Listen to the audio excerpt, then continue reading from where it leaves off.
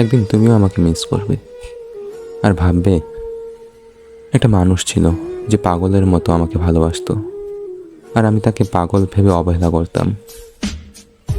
জীবনে এমন একটা সময় আসবে যখন তুমি হয়তো আমাকে প্রচণ্ড মিস করবে, বলতে চাইবে তোমাকে ভীষণ ভালোবাসি। আসলে তুমি আমাকে ভালোবেসেছিলে সেটা বুঝতে পারিনি, বা সেই ভালোবাসা আমি উপেক্ষা করেছিলাম, এখন বুঝতেছি। এমন একটা সময় তোমার জীবনে আসবে, কিন্তু বিশ্বাস করো সেদিন আর কোনো কাজ হবে না, তুমি আমাকে আর ফিরে পাবে না। আমি তখন বহুদূরে হারিয়ে যাব। বিশ্বাস করো, তুমি আমাকে পাগল ভেবে যে অবহেলা করেছো, তোমাকে পাগলের মতোই ভালোবাসতাম, অথচ সেই তুমি আমাকে পাগল ভেবে অবহেলা করেছো। বারংবার তোমার কাছে একটু ভালোবাসা চেয়েছিলাম, অথচ সেই তুমি ভালোবাসার বিপরীতে অবহেলা করেছো, দূর দূর করে তাড়িয়ে দিয়েছো।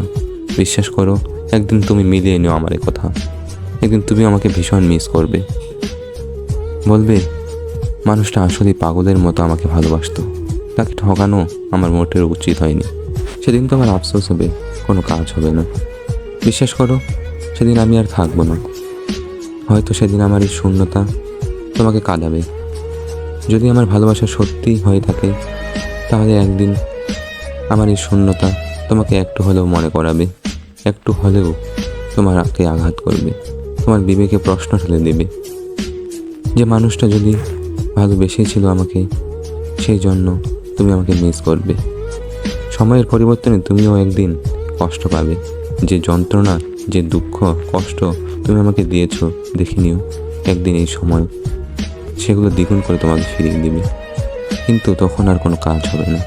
আসলে মানুষ সময়ের অপেক্ষায় থাকে, কেউ ভালো সময় আর কেউ খারাপ সময়।